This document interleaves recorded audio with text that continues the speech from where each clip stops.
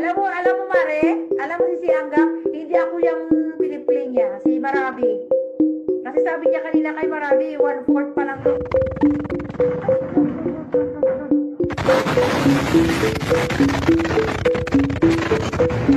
If you could say something to President Trump and he was going to hear you right now, what would it be? You are a worthless pile of And you voted for him how many times? 3 times. That was my bad. Apparently, I'm an idiot. And Trump went from You're not going to have a war with me. I'm not going to start a war. I'm going to stop wars. to this. Bombs will be dropping everywhere. We're going to annihilate their navy. We could very well end up having a friendly takeover of Cuba. And breaking news into CNN, Cuba's electrical grid has suffered a complete and total collapse. It's the first nationwide blackout since the U.S. effectively shut off the flow of oil to Cuba. Canada gets a lot of freebies from us, by the way. They should be grateful also, but they're not. I watched your prime minister yesterday. He wasn't so grateful. But they should be grateful to us. Canada lives because of the United States. Remember that, Mark, the next time you make your statements. We're going to cut off all trade with Spain. We don't want anything to do with Spain. Now Spain actually said that we can't use their bases, and that's all right. We don't want anything. We could use their base if we want. We could just fly in and use it. Nobody's going to tell us not to use it. The cartels are waging war in America, and it's time for America to wage war on the cartels, which we are doing. But I know y'all remember this. Donald Trump and I believe that America ought to be tough and America ought to have a strong foreign policy. But when people like Kamala Harris send our sons and daughters, our young people, to fight in stupid wars, it is the young generation that carries the burden of that. We're going to stop sending our young people to faraway lands. We are not the policemen of the world. We need to use our young people here at home. My honest guidance to those young men, and I think their concerns are very legitimate, but if you're worried about the world spinning out of control, if you're worried about a military draft, if you're worried about, God forbid, a world war, the best way to prevent it is to vote for Donald Trump. And I really believe that. She would get us into World War III because she is too grossly incompetent to do the job, and then all of your sons and daughters will end up getting a draft notice, a thing called a draft. Dad, what's this? Oh, congratulations, you've been drafted into the military. You're going to fight a war against a country that nobody's ever heard of. Isn't it true? Isn't it ridiculous? Mothers out there are worried that we're going to have a draft, that they're going to see their sons get in and daughters get involved in this. What do you want to say about the president's plans for troops on the ground? As we know, it's been largely an air campaign up until now. It has been, and it will continue to be, and President Trump wisely does not remove options off of the table. I know circumstances where you'd send in ground troops. How are you thinking about that? I don't even want to talk about it now. I mean, that's, I don't think it's an appropriate question. You know, I'm not going to answer it. And I would say if we ever did that, they would be so decimated that they wouldn't be able to fight at the ground level. No one wants to fight for Israel! again. How you gonna be, Jack? Drill, baby, drill. Somebody said you're looking for me. I know.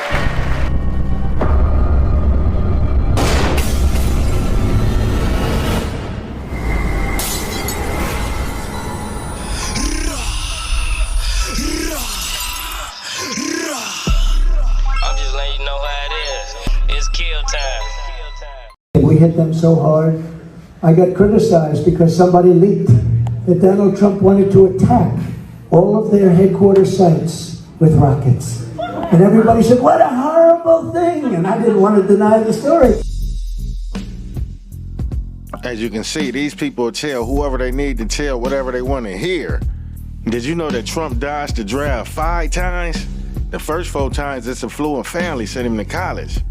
After graduation, he, like many other upper-class kids, used his father's connections to get him a doctor to write him an exemption for bone spurs. Most upper-class and upper-middle-class kids avoided serving in Vietnam, while the war was fought by lower-middle-class boys, lower-class whites, Latinos, and people of color.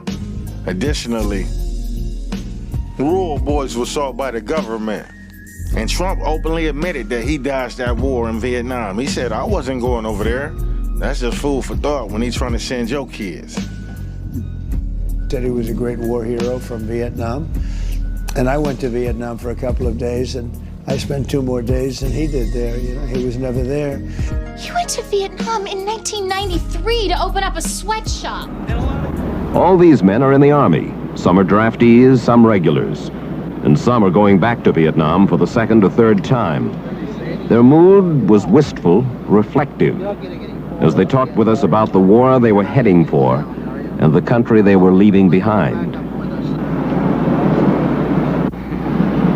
I got drafted 2 days after I finished college, and I didn't particularly fancy leaving my folks and girl, you know, but none of the other guys do either. But I feel that if my country thinks we should be there, it's given me a place to live for 23 years. It's been real good. I believe that if it thinks I should be there, I think I should be there.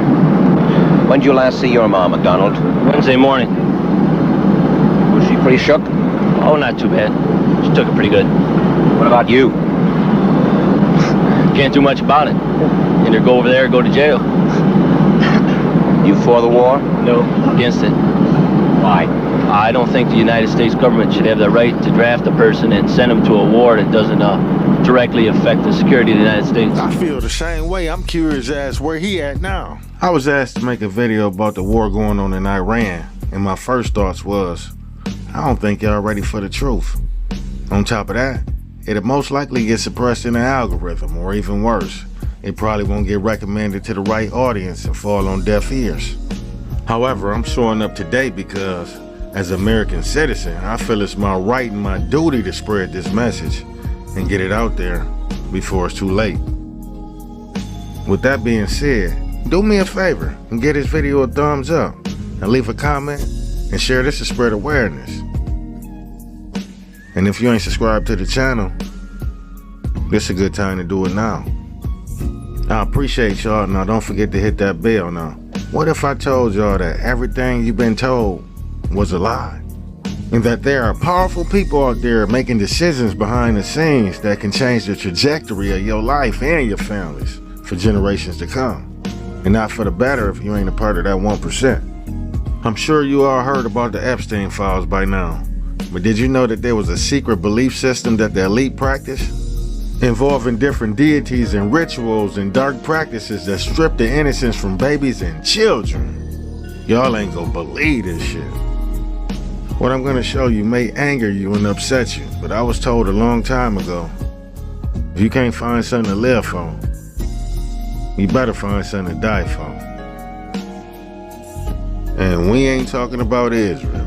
The powers that be got the United States in shambles and steady spiraling. By the end of this video, my goal is for everyone watching to understand that it's much more that unites us than divides us. Now imagine having a moral compass of the world and everything going on around it, just to find out years later that you was the problem. 20 years ago, I participated in a war on terror. And today, I'm having to come to terms with the realization that I was the terrorist. Now, I know this might sound like common sense, but out of curiosity, did you know that it's considered a war crime to deliberately target and kill innocent children during wartime? And it's also considered a breach of international law. I'm just wondering, did Trump and Netanyahu get the memo after dropping bombs on innocent schoolgirls and phosphate bombs over villages? You just suggested that Iran somehow got its hands on a tomahawk and bombed its own elementary school on the first day of the war. But you're the only person in your government saying this. Even your defense secretary wouldn't say that when he was asked, standing over your shoulder on your plane on Saturday. Why are you the only person saying this? Because I just don't know enough about it. I think it's something that I was told is under investigation. But tomahawks are used by others, as you know. Numerous other nations have tomahawks. They buy them from us. But I will certainly, whatever the report shows, I'm willing to live with that report. When there is a war, it doesn't matter who your enemy is. You need to destroy their offspring to prevent them from creating more offspring. You need to destroy their offspring to prevent them from creating more offspring.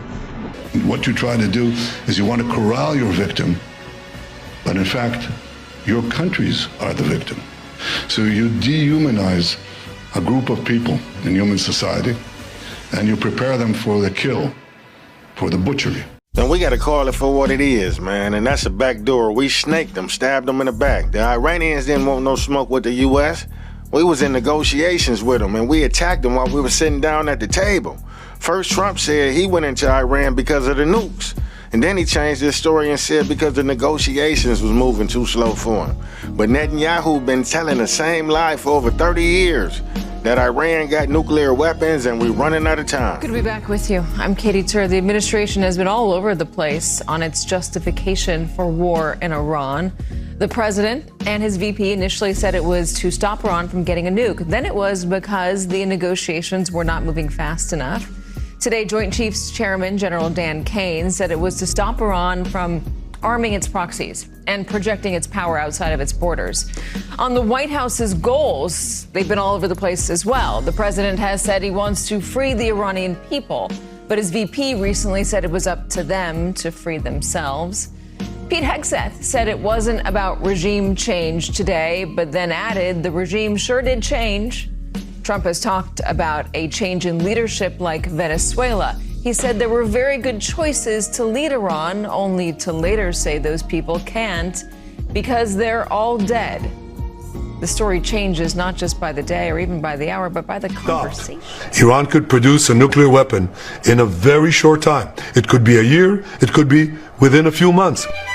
They have the wherewithal, the stored up, preserved knowledge to make a bomb very quickly if they wanted to do it. Iran is so dangerous. Weeks away from having the fissile material for an entire arsenal of nuclear bombs. They're very close. They're 6 months away from being about 90% of having the enriched uranium for an atom bomb. Iran is gearing up to produce 25 bombs, atomic bombs a year, 250 bombs in a decade. Ladies and gentlemen, time is running out. Iran will be capable of producing alone, without importing anything, nuclear bombs within 3 to 5 years. But like we recognize, okay, Israelis, Gulf Arab states don't like Iran, so let the Israelis and the Gulf Arab states provide the counterbalance to Iran.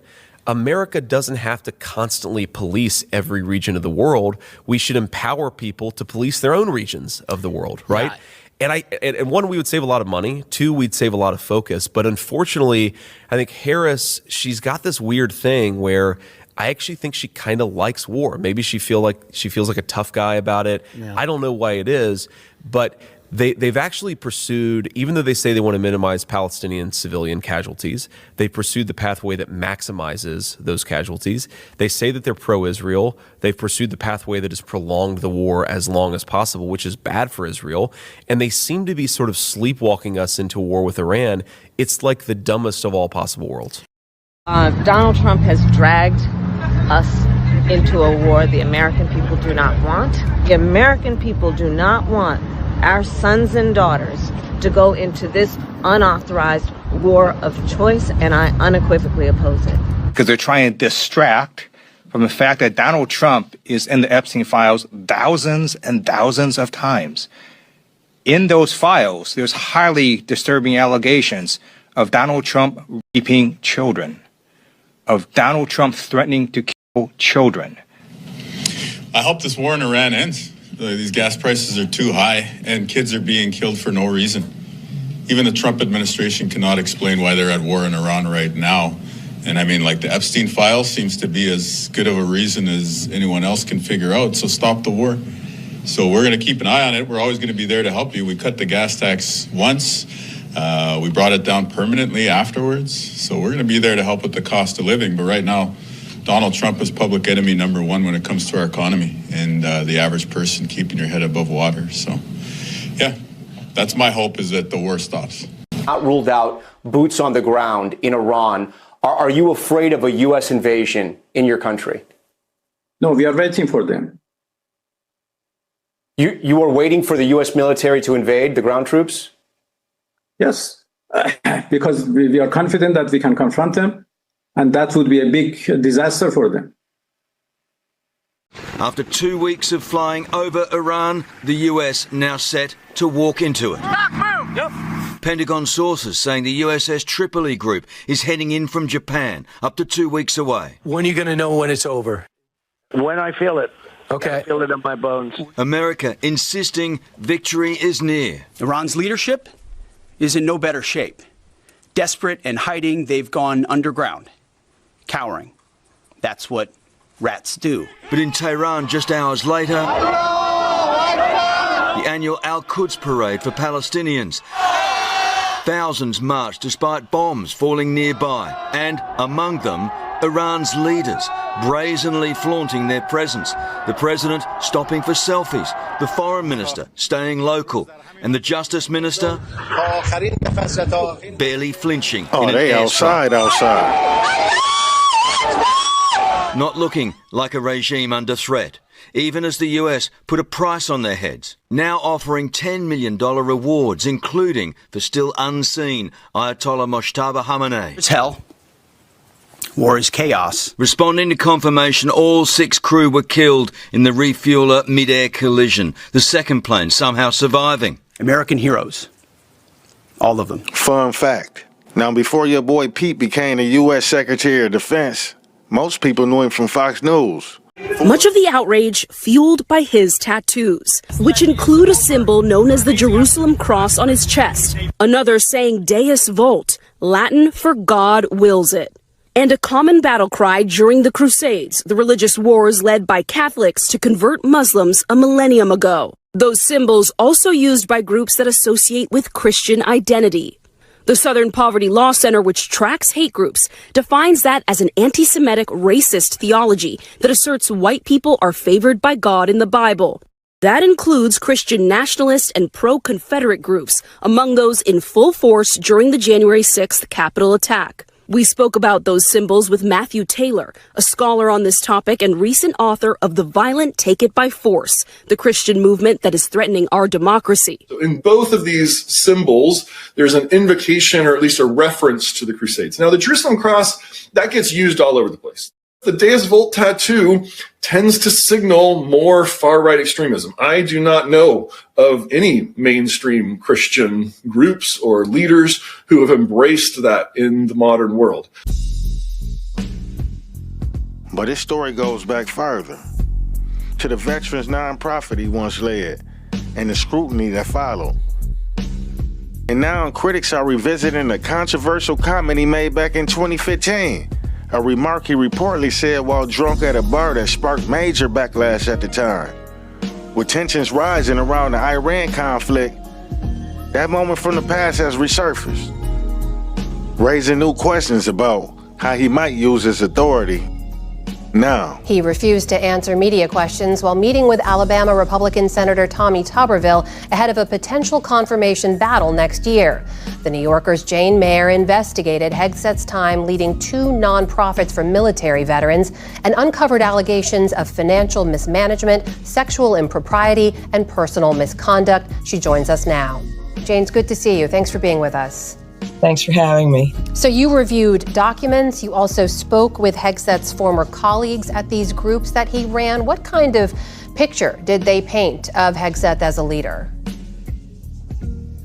It really was a picture that was, I would say, increasingly alarming in some ways. It was a picture of a leader who was pushed out of his leadership positions in 2 groups that were for veterans because there were so many concerns about his financial mismanagement and his personal conduct.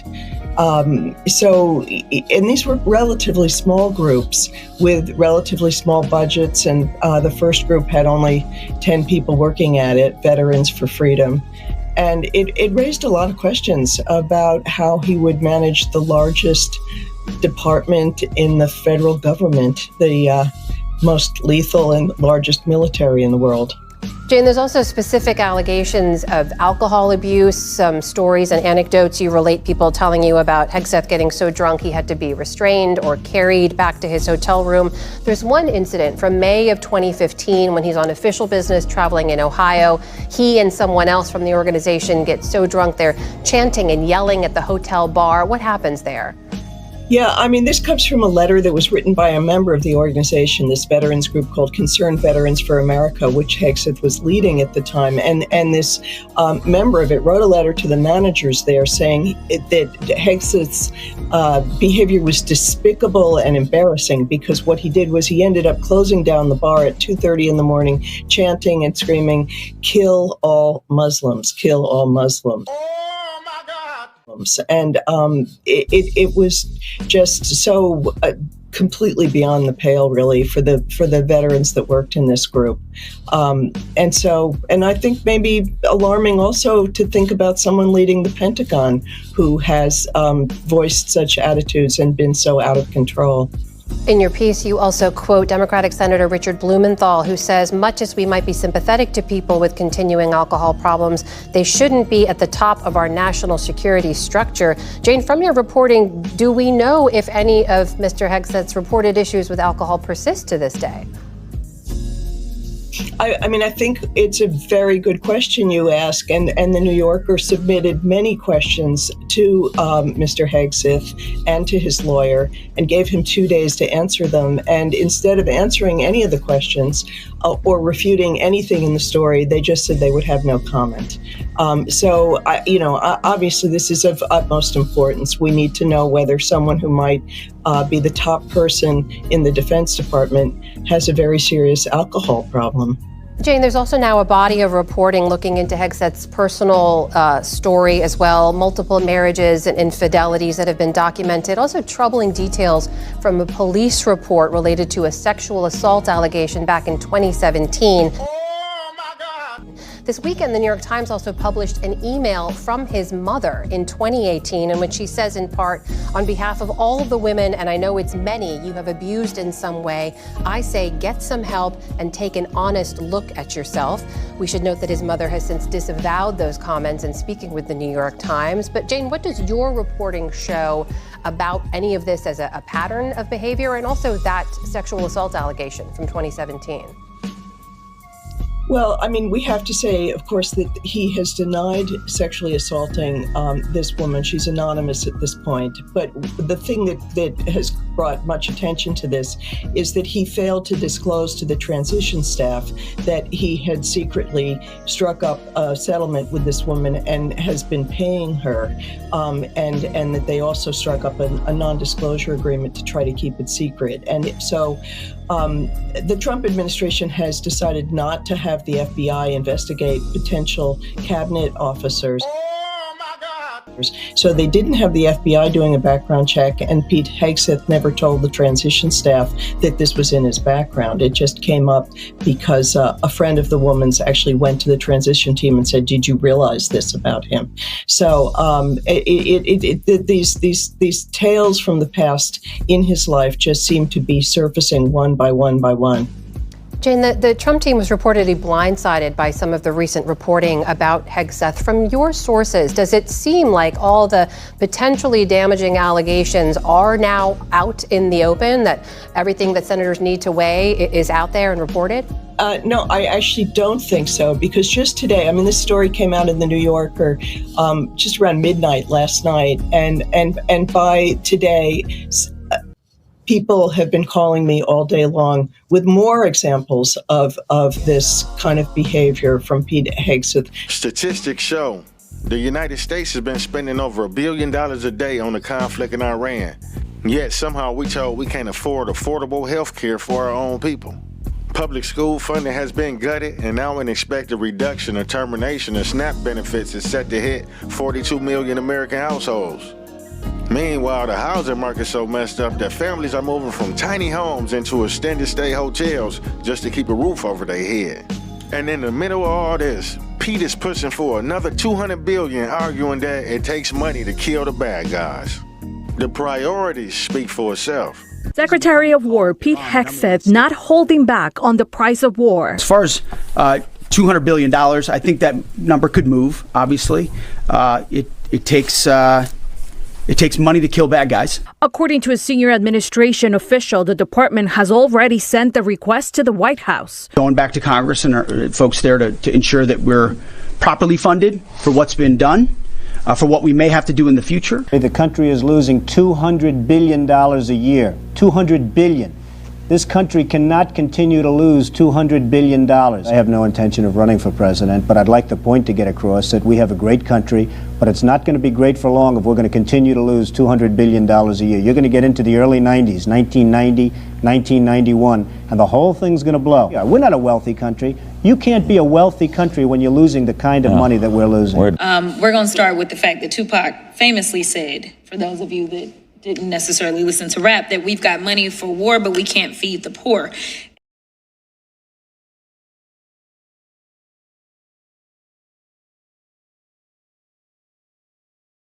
And the reason that I bring this up is for two reasons. Number one, in order to get Maduro, the estimated cost is $3 billion. Pac said, they said ain't no hope for the youth, but the truth is it ain't no hope for the future. Very prophetic before its time. Shout out JC. Moving along. And Iran stated that the U.S. attacking their banks, schools, hospitals, and civilians. So at this point, it's eye for an eye, meaning whatever you do to me, just be expecting that same thing back in return tenfold. And they ain't bagging down. And willing to go kamikaze, my life in exchange for yours. Just as an example, 2 days ago, the United States attacked one of our banks. They are doing, they are attacking our, cities and our and civilian targets. They attacked a school in Minab. It is very well known for the whole world. They have attacked some hospitals. Two days ago, they attacked a bank of Iran. A building belongs to a bank, and so we decided to retaliate in kind with the building in two cities around us. So what we are doing is only the principle of an eye for an eye, which is very well known. The FBI warning of possible Iranian drone attacks on our homeland. A new alert reviewed by ABC News revealing Iran's aspirations to conduct a surprise attack specifically against unspecified targets in California. The FBI saying it's warned police departments across the Golden State now of strikes by unmanned aerial vehicles or drones as tensions rise in the Middle East. Let's get straight to our chief investigative correspondent, Aaron Kontersky. Aaron, what are you learning? We've reviewed an alert that came within the last couple of weeks, Kira, just recently from the FBI to law enforcement agencies up and down the California coastline, warning that Iran is aspiring now to perhaps launch some kind of a retaliatory attack on the U.S. mainland using drones on the West Coast. The alert that we reviewed said an uncorroborated report suggested that unidentified Mexican cartel leaders had authorized attacks using drones carrying explosives, so they know that capability exists. And the separate alert that we've reviewed, Kira, says that Iran has those same kinds of aspirations. So the U.S. has broadly known for some time that drones could be deployed against the homeland. We know that Iran has been using drones significantly in this 12-day-old war with the United States. That's what killed the first 6 U.S. service members in this war. But now the FBI is specifically warning police agencies in California along the Pacific coastline that Iran is aspiring to use them to attack in the West. So why California? Why the West? Good question. And that's not exactly clear. We know that we've previously reported, Kira, on Iran's desire to perhaps activate sleeper cells in the United States, although that's certainly far from confirmed or far from anything operational as far as law enforcement knows. President Trump, what have you heard about this bulletin that some law enforcement put out about a possible Iran revenge plot in California, where there would be some kind of a boat offshore launching drones towards the... It's being investigated, but you have a lot of things happening. And all we can do is take them as they come. A sleeper cell is basically someone from a country that the United States has turmoil with who's living here under the radar. working a regular job, raising a family, and blending in perfectly until something snapped and they crash out and go full kamikaze.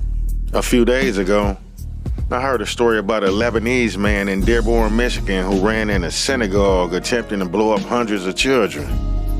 The claim was that his entire family had been killed back home in an airstrike in Lebanon, one he believed was initiated by Israel. And that loss is what pushed him over the edge. Family, his two brothers and their kids in an airstrike in Lebanon in the war, and he's not stable. He texted me, he sent me a voice message right now. I've been calling him, he's closing the phone. I talked to him for a little bit. I feel like his voice is not stable, so I just want to make sure he's okay. Begin tonight here with the horrific scene unfolding at one of the largest synagogues in the U.S. Authorities say a driver rammed his truck through the barricades and smashed through the front door of Temple Israel just outside Detroit. Smoke could be seen coming from the building. Sources telling ABC News the driver was armed with a rifle. The Oakland County Sheriff says armed security opened fire, the suspect's truck bursting into flames. 140 children among those inside at a preschool, the race to get the children out. The attacker is dead. Tonight, investigators are now trying to determine a possible motive. Breaking news and the new reporting in the horrific synagogue attack in Michigan. New video emerging appearing to show the suspect buying $2,000 worth of fireworks just 2 days before ramming his truck into Temple Israel. Late today, authorities describing a ferocious gunfight taking place inside the synagogue between the suspect and armed security guards. And what we're now learning about that suspect, a naturalized citizen from Lebanon, posting that his family members were killed during an Israeli airstrike in Lebanon last week. Learning more about the family of the Dearborn Heights man who drove his truck into Temple Israel on Thursday. Israeli officials say the attacker's brother, Ibrahim Ghazali, was a Hezbollah commander killed in military strikes March 5th. Ghazali was allegedly in charge of managing weapons for the group. Terrorism experts believe attacks similar to the one on Temple Israel may begin to happen more often. And Trump already stated for the record, if they happen to catch him and turn him into a MAGA hat, he already got people on standby ready to push that button and poof, ended a civilization. It's Iran and their proxies who have threatened to retaliate against you and your team by killing you guys for taking out Soleimani. Well, they haven't done that, and that would be a terrible thing for them to do, not because of me. If they did that, they would be obliterated. That'd be the end. I've left instructions. If they do it, they get obliterated. There won't be anything left. If that happens to a leader or close to a leader, frankly, if you had other people involved also, you would call for total obliteration of a state that did it. That would include Iran.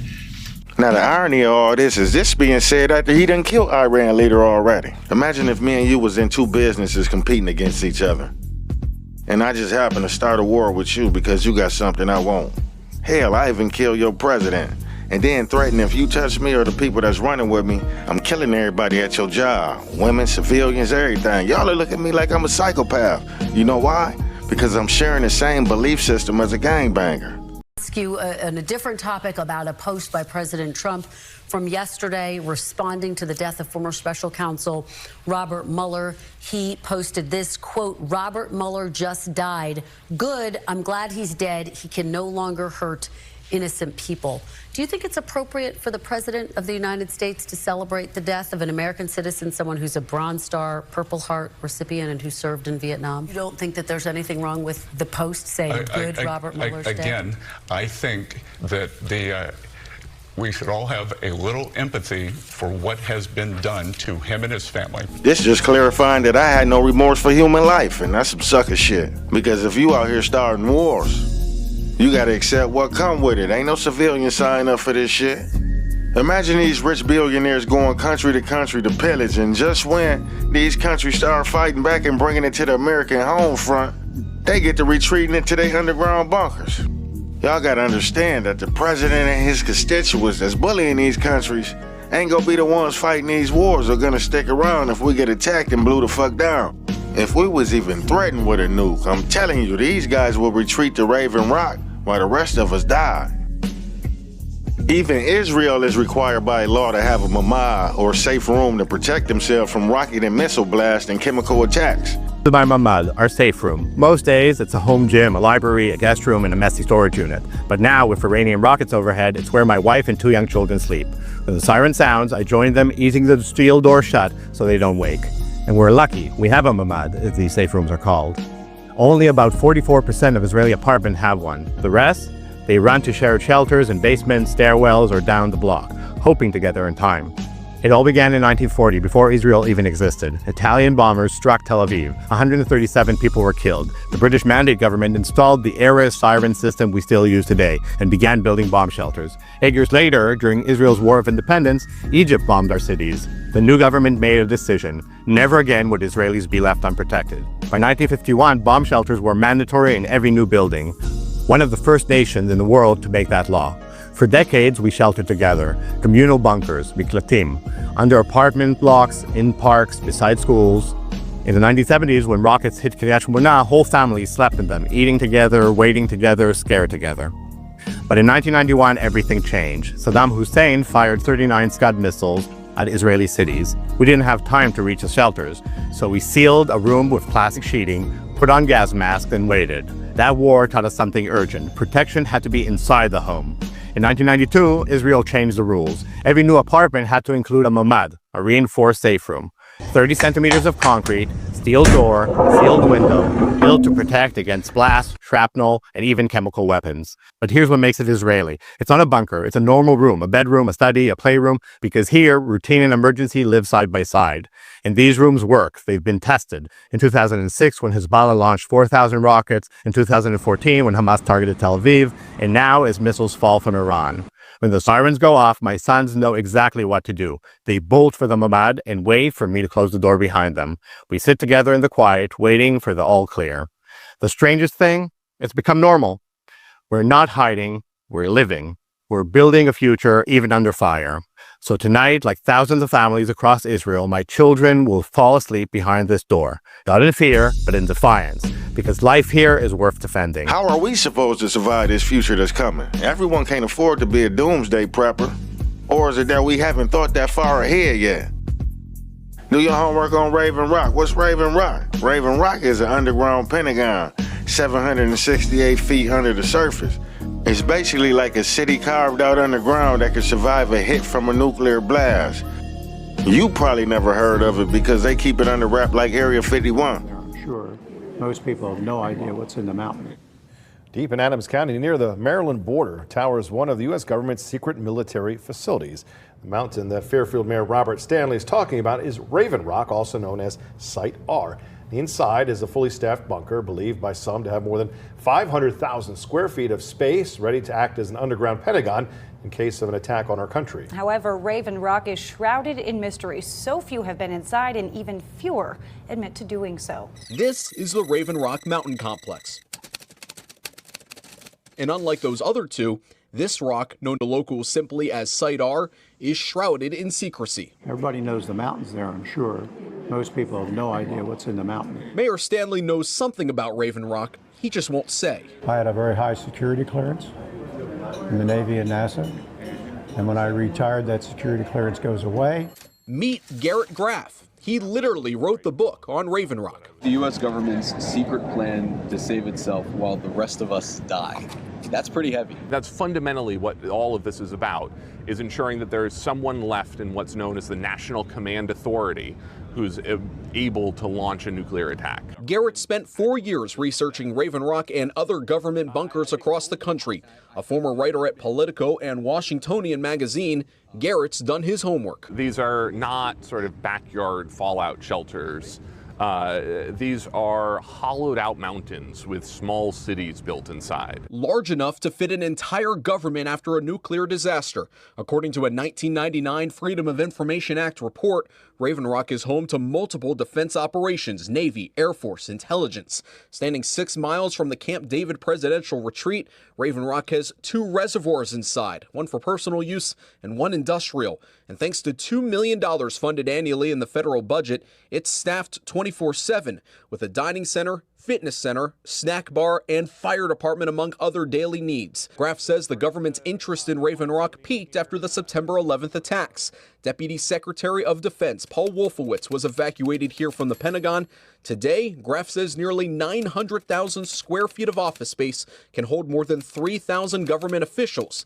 No families. There needs to be someone there all ready to take in charge in the event that something happens here in Washington to the White House. The history of Raven Rock goes back to the late 1940s. The start of the Cold War had President Harry Truman wanting a bunker in case of a Soviet attack. The locals who worked on that, and I don't know the years, but I think it was the late 40s, called the facility Harry's Hole. Go back and look in the Gettysburg newspaper in 1948 as they begin construction. And everyone in town knows, and people are actually holding picnics there to watch the excavation and to feel the dynamite blasts go on. It has nothing to do with liberating Iranian people. They don't care about Iranian people at all. They would sooner see us all dead than come forward about the crimes that they've committed. You got to win the midterms, because if we don't win the midterms, it's just going to be, they'll find a reason to impeach me. If you made it this far, you different. Thank you. I appreciate you. I tried to break it down in a way that's real, factual, and easy to follow. But I still got a whole lot of shit to say. Like 44 more minutes. So I'm gonna turn this into a 2-part series. If you want part 2, let me know in the comments. And if anything in here made you think, hit that like and subscribe button so you don't miss what's coming next. I appreciate y'all. Peace.